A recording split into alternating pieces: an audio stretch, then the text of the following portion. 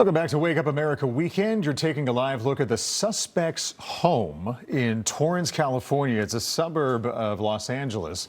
Police are on the scene there, and as we continue our coverage on the shooting at the White House Correspondents Dinner, it continues. For more insight, let's welcome in our guest, retired FBI Supervisory Special Agent Chris Hinkle. Good morning, sir. Good morning. Excuse me, retired FBI Special Agent Chris Hinkle. We were just taking a look at this 31-year-old suspect's home. We're kind of talking about the profile of this individual. What do you kind of make of that? Well, he seems to be a very intelligent individual. He's definitely well educated. With the limited information that we have right now, it's hard to make a determination of what his motive might be.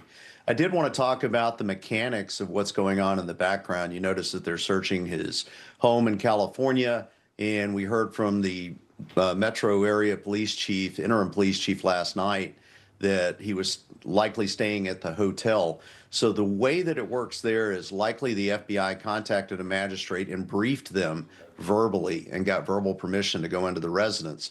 As far as the hotel, you would think that because the suspect has been taken out of the hotel, that he no longer has authority over that. It actually transfers over to the hotel. So they would likely still get verbal authority from a magistrate as well as talking to management before accessing that room and conducting the search.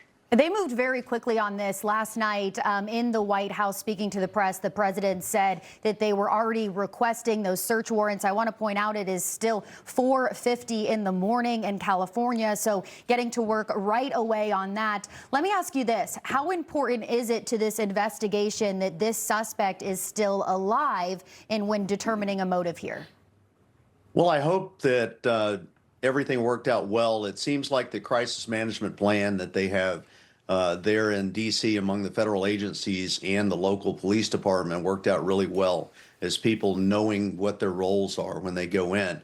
The fact that he's alive and that it's just down the road from the FBI Washington field office, which will take the lead on this most likely, is that you'll be able to get trained and experienced interviewers in there to speak with this individual. You might be surprised at what the individual may utter as soon as you start speaking with him, as you're preparing him to give him his Miranda rights and then begin questioning him. And from my understanding, it sounds like that first initial interview had taken place there on scene with the FBI during their response before they transported him to the hospital for examination. So there's been some scrutiny regarding the security there at the hotel. I would love to get your take on this. Obviously, the job was done. They prevented a larger disaster. But what's your take on the security protocols that were in place last night? Well, I also spent 13 years in the military before 25 years in federal law enforcement. I can tell you, no plan ever survives the test of battle. There's always some type of weakness that can be exploited. But the layers of security that they had, the hotel there in Washington, D.C., and I've been to that hotel before, it's very difficult unless you're going to cordon off blocks of the streets to be able to keep everything out. But as you can see in looking at this video that you have on your screen, even with this individual rushing the area, you can see how quickly each of the individuals there in law enforcement reacted and moved toward the threat. So I commend them for their actions in this matter, and they did prevent him from getting into the main hall and causing more damage. I want to ask you this, your insight on this hotel being a mile and a half away from the White House. We were told that they held the president, making sure there wasn't an additional threat outside of that hotel before moving him to the White House. Can you detail what that looks like? Well, that's a wise decision as well. You know, we talked about Ronald Reagan being shot there, and I'm old enough to remember when Reagan was shot there in January of, I believe it was 1981.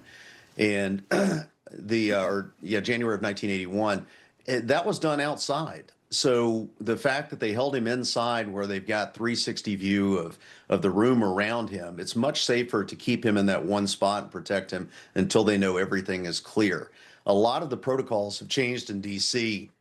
I was on Newsmax right as the inauguration was getting ready to happen for President Trump. And I noted that when I worked the inauguration of George W. Bush back in 2001, the covers, the canopies, the way that they obfuscated and shielded people from being able to see individuals as they're entering and exiting the areas. So the security that they have there, this plan looks like it went really well in keeping him in one location. You would think they would want to rush him back to the hospital, but sometimes the best thing to do is just get down, hunker down where you're at until you get a good assessment of what's going on. Retired FBI Supervisory Special Agent Chris Hinkle, thank you for joining us, sir. Thank you.